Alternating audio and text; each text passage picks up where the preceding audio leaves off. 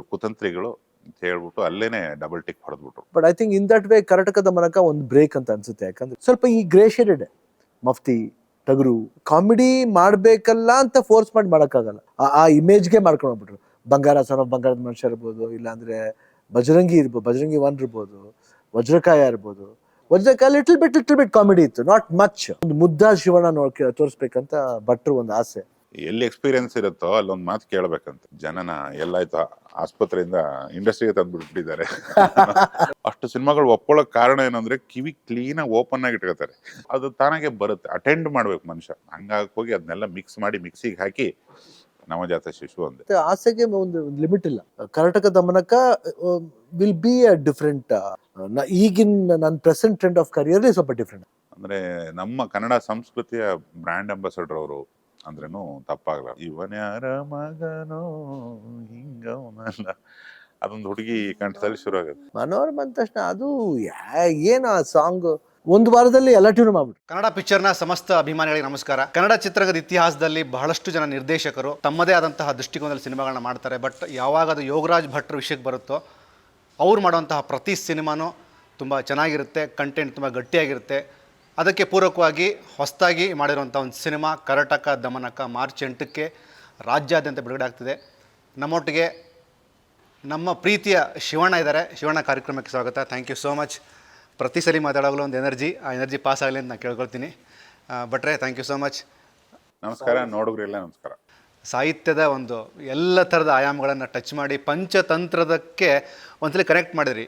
ಈ ಗುಳ್ಳೆನರಿ ಅಂದ ತಕ್ಷಣ ಪಂಚತಂತ್ರ ಕನೆಕ್ಟ್ ಮಾಡಿದ್ರಿ. ಆ್ಯಕ್ಚುಲಿ ಆ ಸಿನಿಮಾದ ಒಂದು ಕ್ಲಿಪ್ಪಿಂಗ್ ನೋಡಿದಾಗ ಎಸ್ ಗುರು ಪಂಚತಂತ್ರ ಓದಬೇಕು ಅಂತ ಜನ ಓದೋಕೆ ಶುರು ಮಾಡಿದ್ದಾರೆ. ಈಗ ನಿನ್ನೆ ಇಂಟರ್ವ್ಯೂನಲ್ಲಿ ಸುಮಾರು ಜನ ಹೇಳಿದ್ರು, ನಾವು ಚೈಲ್ಡ್ಹುಡ್ಡಲ್ಲಿ ಕೇಳಿದ್ವಿ ಇದನ್ನ, ಈ ಟೈಟ್ಲು ಮತ್ತೆ ನೆನಪು ಮಾಡಿದ್ರಿ ಅಂತ. ಅದು ಥ್ಯಾಂಕ್ಸ್ ಹೇಳಬೇಕು ಸರ್ ಇಬ್ಬರು ಶಿಷ್ಯಂದ್ರಿಗೆ, ಕೆ ಪಿ ಶ್ರೀಕಾಂತ್ ಮತ್ತು ನಾಗಿ ಅವರಿಗೆ ನಾನು ಕರ್ನಾಟಕ ದಮನಕ ಇಲ್ಲೆಲ್ಲೋ ಕಾಫಿ ಕುಡಿಯೋಕೆ ಬಂದಿದ್ದಾರೆ, ಮೀಟ್ ಮಾಡಬೇಕು ಅಂತ ಹೇಳಿದಾಗ ಕಥೆಗಾರ ರವಿಕಿರಣ್ ಅವರು ಇದೇ ಟೈಟ್ಲ್ ಇಟ್ಬಿಡ್ರಿ ಚೆನ್ನಾಗಿದೆ ಇದು ಅಂದಿದ್ರು. ಅವಾಗ ಬಿಟ್ಬಿಟ್ವಿ, ಯಾರಿಗೆ ಅರ್ಥ ಆಗುತ್ತೆ ಅಂತ. ಆಮೇಲೆ ಒಂದ್ಸತಿ ಶಿವಣ್ಣ ಸರ್ ಕೇಳಿದಾಗ ಇದೇ ಟೈಟ್ಲೇ ಕರೆಕ್ಟ್ ಇದಕ್ಕೆ ಅಂತಂದ್ರು. ಎಲ್ಲಿ ಹೇಳಿ ಇನ್ನೊಂದ್ಸತಿ ಹೇಳಿದ್ರು. ಕರ್ನಾಟಕ ದಮನಕ ಕರೆಕ್ಟಾಗಿದೆ, ರೈಮು ಕರೆಕ್ಟಾಗಿದೆ, ಇವ್ರ ಕುತಂತ್ರಿಗಳು ಅಂತ ಹೇಳ್ಬಿಟ್ಟು ಅಲ್ಲೇನೆ ಡಬಲ್ ಟಿಕ್ ಹೊಡೆದ್ಬಿಟ್ರು. ನಾವು ಕರ್ನಾಟಕ ದಮನಕ ಅಂತ ಇಟ್ವಿ. ಇಲ್ಲ ಶಿವಣ್ಣ, ಯಾವುದೇ ಒಂದು ಸಿನಿಮಾ ತಂಡವನ್ನು ಮಾತಾಡಿಸುವಾಗ ಅವ್ರು ಹೇಳುವಂಥ ಮಾತು, ಗೋಸ್ಟ್ ಟೈಮಲ್ಲಿ ಒಂದ್ಸಲ ಹೇಳಿದ್ರಿ ನೀವು, ಕಲಾವಿದರು ಮಾಡುವಂತಹ ಪ್ರತಿ ಸಿನಿಮಾದ ಪಾತ್ರವನ್ನು ನಾವೇ ಬ್ರೇಕ್ ಮಾಡ್ತಾ ಹೋಗಬೇಕು, ಹೊಸ ಕಂಟೆಂಟ್ ಬರುತ್ತೆ ಅಂತ. ಆ ಥರದ ಬ್ರೇಕ್ ಅನ್ನೋದನ್ನ ನೀವು ಹೇಗೆ ಅದನ್ನು ರಿಸೀವ್ ಮಾಡ್ತೀರಿ? ಪ್ರತಿ ಸಿನಿಮಾದ ಪಾತ್ರ ಹೊಸದಾಗಿ ನಿಮ್ಮನ್ನು ನೀವು ಪೋರ್ಟ್ರೇ ಮಾಡ್ತೀರಿ. ಐ ಥಿಂಕ್ ಇಂಥ ನಿರ್ದೇಶಕರು ಬ್ರೇಕ್ ಮಾಡ್ತಾರೆ ಅದನ್ನು. ನಾನು ಅನ್ನೋದಕ್ಕಿಂತ ಅದು ಕತೆ ಕೇಳಿದಾಗ ಓಕೆ ಬೇರೆ ಥರ ಇರುತ್ತೆ ಅನ್ನೋದು ಒಂದು. But I think in that way ಕರ್ನಾಟಕದ ಮನಕ ಒಂದು ಬ್ರೇಕ್ ಅಂತ ಅನ್ಸುತ್ತೆ. ಯಾಕಂದರೆ ಆಫ್ ಲೈಟ್ ನೋಡಿದ್ರೆ ಗೋಸ್ಟ್, ಅದಕ್ಕೆ ಮುಂಚೆ ಬೈರಾಗಿ, ವೇದ, ದೆನ್ ಬೇರೆ ಬೇರೆ ಥರವಾಗೇ ಇರುತ್ತೆ ನಿಮಗೆ ಎಲ್ಲ. ವೆರಿ ಡಿಫ್ರೆಂಟ್ ಅಂದರೆ ಅನ್ನೋದಕ್ಕಿಂತ ಎಲ್ಲ ಸ್ವಲ್ಪ ಈ ಗ್ರೇ ಶೇಡೆಡ್ ಮಫ್ತಿ ಟಗರು ಎಲ್ಲ ಈ ಸೀರಿಯಸ್ ಟೈಪ್ ಆಫ್ ಥಿಂಗೇ ಬರ್ತಾಯಿತ್ತು. ಬಜರಂಗಿ 2 ಇರ್ಬೋದು. ಸ್ವಲ್ಪ ಕಾಮಿಡಿ ಇದ್ರೂ ಬೇರೆ ಥರ ಒಂದು ಜಾನರ್ ಫಿಲ್ಮ್ಸ್ ಆಗ್ತಿತ್ತು. ಸೊ ನಾವು ಕಾಮಿಡಿ ಮಾಡಬೇಕಲ್ಲ ಅಂತ ಫೋರ್ಸ್ ಮಾಡಿ ಮಾಡೋಕ್ಕಾಗಲ್ಲ. ಅದಕ್ಕೆ ಮಿಡಲ್ಲಿ ಒಂದು ಕ್ಯಾಮಿಯೋ, ಒಂದು ಜೈಲರ್ಲಿ ಒಂದು ಕ್ಯಾಮಿಯೋ ಆಯಿತು, ಕ್ಯಾಪ್ಟನ್ ಮಿಲ್ಲರ್ಲಿ ಒಂದು ಗೆಸ್ಟ್ ಆಯಿತು. ಸೊ ಅದ್ರಲ್ಲೂ ಅಷ್ಟೇ ನೋಡಿದರೆ ಸ್ವಲ್ಪ ಸೀರಿಯಸ್ ಟೈಪ್ ರೋಲ್ಸ್ ಏನು, ನಾಟ್ ಒಂದು ಫನ್ ಫೀಲ್ಡ್ ಬರಬೇಕಲ್ಲ ಅಂತ ಬಂದಾಗ ಯೋಗರಾಜ್ ಭಟ್ ಅವ್ರು ಬಂದು ಈ ಸ್ಕ್ರಿಪ್ಟ್ ಹೇಳಿದಾಗ I think something is there, something different. So ನನಗೆ ಇದು ಹೊಸ ಜಾನರ್ ಇವಾಗ ಅನಿಸುತ್ತೆ. ಯಾಕಂದರೆ ಪಾಸ್ಟ್ 2015 ನೋಡಿದ್ರೂ ನೀವು ಒಂದು 8 years 9 years ಬರೀ ಒಂದೇ ಥರ ಒಂದು ಏನಂತೀವಿ ಈ ಗ್ರೇ ಶೇಡೆಡ್ ಆಯಿತು. ಮೈಟ್ ಬಿ ಬಿಕಾಸ್ ಆ ಇಮೇಜ್ಗೆ ಮಾಡ್ಕೊಂಡು ಹೋಗ್ಬಿಟ್ರು. ಬಂಗಾರ ಸನ್ ಆಫ್ ಬಂಗಾರದ ಮನುಷ್ಯ ಇರ್ಬೋದು, ಇಲ್ಲಾಂದರೆ ಬಜರಂಗಿ 1 ಇರ್ಬೋದು, ವಜ್ರಕಾಯ ಇರ್ಬೋದು. ವಜ್ರಕಾಯ ಲಿಟಲ್ ಬಿಟ್ ಕಾಮಿಡಿ ಇತ್ತು, not much. Otherwise every film had that ಟಗರು ಎಲ್ಲ ಅದೇ ಥರ ಒಂದು ಏನಂತೀವಿ ವಾಟ್ ಈಸ್ ಒಂದು ಸೀರಿಯಸ್ ಟೈಪ್ ಆಫ್ ರೋಲೇ ಬರ್ತಿತ್ತು.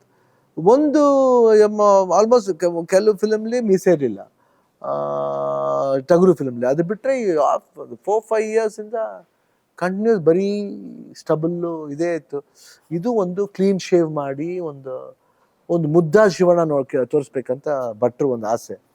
I think I can say this a break. ಇಲ್ಲ ಶಿವಣ್ಣ, ನನಗೆ ಪರ್ಸ್ನಲಿ ಭಟ್ರದ್ದು ಒಂದು ಪಾಯಿಂಟ್ ತುಂಬ ಸ್ಟ್ರೈಕಿಂಗ್ ಪಾಯಿಂಟ್ ಅಂದರೆ, ಶಿವಣ್ಣ ಹೇಗೆ ಅಂದರೆ ನವಜಾತ ಶಿಶು ತುಂಬ ಸಾಹಿತ್ಯಿಕವಾದಂಥ ಅದ್ಭುತವಾದಂತಹ ಕೇಳುವಂಥ ಪದ. ಅಂದರೆ ಎಷ್ಟು ಮಟ್ಟಿಗೆ ನಿಮ್ಮನ್ನು ನೀವು ಅಂದರೆ ಜನ ನಿಮ್ಮನ್ನು ಸ್ವೀಕರಿಸುವಂಥ ಮಾತು ಭಟ್ರು ನವಜಾತ ಶಿಶು ತುಂಬ ಗ್ರೇಟ್ ವರ್ಡ್ ಸರ್ ಅದು. ಇಲ್ಲ ಅವರು ಪ್ರತಿಯೊಂದಕ್ಕೂ ಅದೇ ಥರ ತೀರ್ಮಾನ ತಗೋತಾರೆ.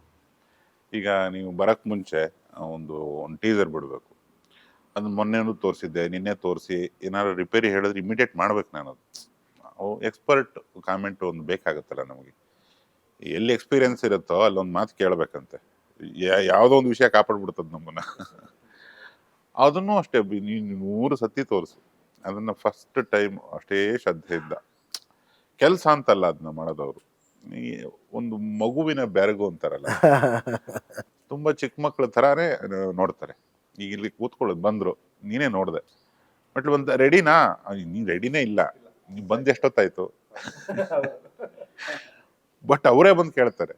ಅದು ಅದನ್ನೆಲ್ಲ ನೋಡಿದಾಗ ನನಗೆ ಹಂಗೆ ಅನ್ಸೋದು. ಅವರು ಸಿಟ್ಟಿರ್ಬೋದು, ಪ್ರೀತಿ ಇರ್ಬೋದು, ಎರಡೂ ತುಂಬಾ ಮಕ್ಕಳ ಮೆಂಟಾಲಿಟಿನ, ಆ ಎನರ್ಜಿ, ಆ ಮಕ್ಕಳ ಎನರ್ಜಿನೇ ಇವತ್ತಿಗೂ ಇರೋದು ಅವರಿಗೆ.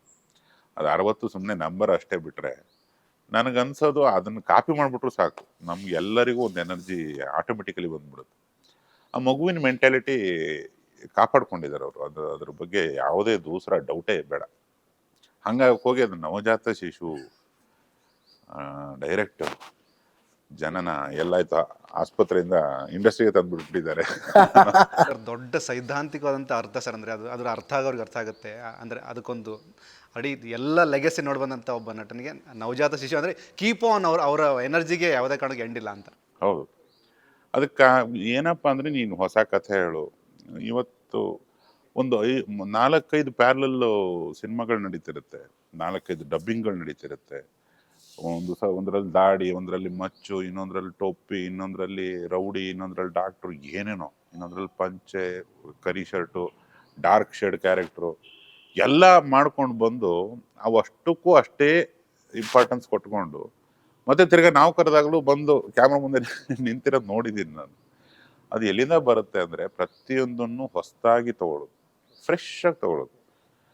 ನೀವು ಅವರಷ್ಟು ಸಿನಿಮಾಗಳು ಕಂಟೆಂಟ್ಗಳನ್ನು ಒಪ್ಕೊಳ್ಳೋದು, ಮತ್ತು ಕರೆಕ್ಟ್ ಕಂಟೆಂಟು ಯಾವುದನ್ನೋ ಸೆಲೆಕ್ಟ್ ಮಾಡ್ಕೊಂಡು ಹೋಗೋದು, ನೀವು ನೋಡ್ಕೊಂಡು ಬಾ. ಅಷ್ಟು ಸಿನಿಮಾಗಳು ಒಪ್ಕೊಳ್ಳೋಕೆ ಕಾರಣ ಏನಂದರೆ, ಕಿವಿ ಕ್ಲೀನಾಗಿ ಓಪನ್ ಆಗಿ ಇಟ್ಕೋತಾರೆ. ನೀ ಇಲ್ಲೇ ಇಂಟರ್ವ್ಯೂ ಗ್ಯಾಪಲ್ಲೇ ಅಣ್ಣ ಒಂದು ಕತೆ ಹೇಳ್ತೀನಿ ಅಂದರೆ 15 ನಿಮಿಷ ನಿಂಗೆ ಟೈಮ್ ಕೊಡ್ತಾರೆ, ಬೇಕಾದ್ರೆ ಹೇಳು. ಇರುತ್ತೆ, ನೆನಪಿರುತ್ತೆ ಅವ್ರಿಗೆ. ಅದು ಕಥೆನ ಹುಡುಕ್ತಾರೆ. ಆ ಫ್ರೆಶ್ನೆಸ್, ಥಾಟ್ಸಲ್ಲಿ ಫ್ರೆಶ್ನೆಸ್ ಇದೆ. ಫ್ರೆಶ್ ಆಗಿ ಬಂದು ಆ್ಯಕ್ಟ್ ಮಾಡ್ತಾರೆ. ಇದು ನನ್ನ ಮೊದಲನೇ ಸಿನಿಮಾ, ನಂಗೆ ಇದುವರೆಗೂ ಏನೂ ಗೊತ್ತಿಲ್ಲಪ್ಪ, ನಾಳೆ ನೋಡ್ಕೊಳ್ಳೋಣ. ಈ ಪ್ರಮೋಷನ್ನು ಫ್ರೆಶ್ ಆಗಿ ಬಂದು ಕೂತ್ಕೋತಾರೆ. ಇದನ್ನೇ ಹೊಸ ಥರ ಏನು ಮಾತಾಡೋದು, ಅವರು ಅದು ತಾನಾಗೆ ಬರುತ್ತೆ. ಅಟೆಂಡ್ ಮಾಡ್ಬೇಕು ಮನುಷ್ಯ, ಫೋಕಸ್ಡ್ ಆಗಿ ಒಂದು ಆ ಮೂಮೆಂಟಿಗೆ ಕೂತ್ಕೋಬೇಕು. ಎಲ್ಲಿ ಕೂತಿದ್ದೀನಿ, ಏನು ಕತೆ, ಎಲ್ಲ ಗೊತ್ತಿರುತ್ತೆ. ಎಲ್ಲ ನೋಡಿದವ್ರಿಗೆ ಮಾತ್ರ ಅದು ಈ ಥರದ್ದು ಸಾಧ್ಯ. ಹಂಗಾಗಿ ಹೋಗಿ ಅದನ್ನೆಲ್ಲ ಮಿಕ್ಸ್ ಮಾಡಿ ಮಿಕ್ಸಿಗೆ ಹಾಕಿ ನವಜಾತ ಶಿಶು ಅಂದೆ. ನೀನು ಅದನ್ನು ದೊಡ್ಡ ಅರ್ಥ ಅಂತ ಎಲ್ಲ ಹೆದರಿಸ್ಬೇಡ ನೀನು. ಇಲ್ಲಣ್ಣ ಅಂದರೆ ಅದು ಆ ಪದಕ್ಕೆ ಗೌರವ ಕೊಡುವಂಥ ವ್ಯಕ್ತಿತ್ವ ಅಣ್ಣ, ಅದು ಗೊತ್ತಾಗ್ಬಿಡುತ್ತೆ. ಅಂದರೆ ಎಷ್ಟು ನೀಟಾಗಿ ಅದನ್ನು ಅಪ್ಲೈ ಮಾಡಿದೆ ನೀವು ಅಂತ. ಶಿವಣ್ಣ, ಈಗ ನಿಮ್ಮ ಭಟ್ರ ಕಾಂಬಿನೇಷನ್ ಬಂದಾಗಣ ತುಂಬ ವರ್ಷಗಳಿಂದ ಇತ್ತು, ಭಟ್ರು ಒಂದು ಸಿನಿಮಾ ಮಾಡ್ಬೇಕು ಶಿವಣ್ಣನಿಗೆ. ಅಣ್ಣ, ಕೆಲವೊಂದಕ್ಕೆ ಕಾಲ ಕೂಡಿ ಬರ್ಬೇಕು ಅನ್ನೋದು ನೀವು ನಂಬ್ತೀರಾ ಶಿವಣ್ಣ? 100%. ಯಾಕಂದ್ರೆ ನಾವು ಅನ್ಕೊಂಡಾಗ ಆಗಲ್ಲ ಅದು. ಯಾಕಂದ್ರೆ ಇದು ಇವಾಗಿನಿದಲ್ಲ, ಆಲ್ಮೋಸ್ಟ್ ಒಂದು 8-9-10 ಇಯರ್ಸ್ ಇರ್ಬೋದು. ಪರಮಾತ್ಮ ಟೈಮಿಂದನೂ 10-12 ವರ್ಷಗಳಿಂದ ವಿ ವಾಂಟೆಡ್ ಟು ಡೂ, ಏನೋ ಅದು ಕೂಡ ಬರ್ತಿರ್ಲಿಲ್ಲ.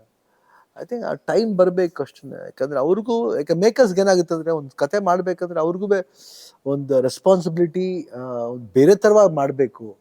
ಯಾಕೆ ಒಂದು ಆಸೆ ಇರುತ್ತೆ. ಆ ಆಸೆಗೆ ಏನಾಗುತ್ತೆ, ಆಸೆಗೆ ಒಂದು ಲಿಮಿಟ್ ಇಲ್ಲ. ಅಂದರೆ ಬೇರೆ ಥರ ಮಾಡ್ಬೇಕಂದ ತಕ್ಷಣ ರಿಚ್ ಮಾಡಿಬಿಡ್ಬೇಕು ಅನ್ನೋದೇ ಸಿನಿಮಾ ಅಲ್ಲ. ಅಂದ್ರೆ ಒಂದು ಒಳ್ಳೆ ಪ್ರಾಡಕ್ಟ್ ಮಾಡಬೇಕು. ಒಂದು ಒಳ್ಳೆ ಪ್ರಾಡಕ್ಟ್ ಮಾಡಬೇಕಾದ್ರೆ ಬರೀ ದುಡ್ಡು ಚೆಲ್ಬಿಟ್ರೆ ಸಾಲದು. ಅದಕ್ಕೆ ಒಳ್ಳೆ ಪದಾರ್ಥಗಳು ಬೇಕು. ಪದಾರ್ಥಗಳಿಂದ ಒಳ್ಳೆ ಸೀನ್ಸ್ಗಳು ಬೇಕು, ಸ್ಕ್ರೀನ್ ಪ್ಲೇ ಶೈಲಿ ಬೇಕು, ಒಳ್ಳೊಳ್ಳೆ ಆರ್ಟಿಸ್ಟ್ಗಳು ಬೇಕು, ಒಳ್ಳೊಳ್ಳೆ. So lot of things are there. ಒಂದು ಪ್ರಾಡಕ್ಟ್ ತಯಾರಾಗಬೇಕಂದ್ರೆ ಎಷ್ಟು ಇಂಟ್ರೆಸ್ಟ್ ಆಗಿ ಮಾಡ್ತೀವೋ ಅಷ್ಟೇ ಒಳ್ಳೆ ಪ್ರಾಡಕ್ಟ್ ಆಗುತ್ತೆ. ಸೊ ಅದ್ರ ಬಗ್ಗೆ I think might be time ತಗೊಳ್ತು ಅಂತ ಕಾಣುತ್ತೆ. ಬಟ್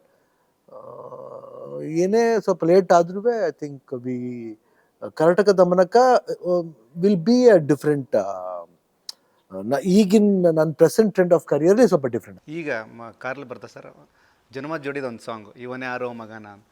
ನನಗೆ ಖುಷಿ ಆಗೋದು 95-96 ಬಂದಂಥ ಒಂದು ಸಿನಿಮಾ, ಅದು ಶಿವಣ್ಣನ ಸಿನಿಮಾ, ನಮ್ಮ ಕನ್ನಡದ ಹೆಮ್ಮೆಯ ಮಣ್ಣಿನ ಸಿನಿಮಾ, ಇವತ್ತಿಗೂ ಕನ್ನಡಿಗರನ್ನು ಗುನುಗುವಂತೆ ಮಾಡುತ್ತೆ ಅಂದರೆ ಆ ಸಾಹಿತ್ಯಕ್ಕೆ, ಆ ಕತೆಗಿರುವಂತಹ ಸ್ಟಫು ನನಗೆ ತುಂಬ ಕ್ಯೂರಿಯಸ್ ಆಯ್ತು ಸರ್ ಈ ಒಂದು ಪಾಯಿಂಟ್. ಹೌದು, ಅದು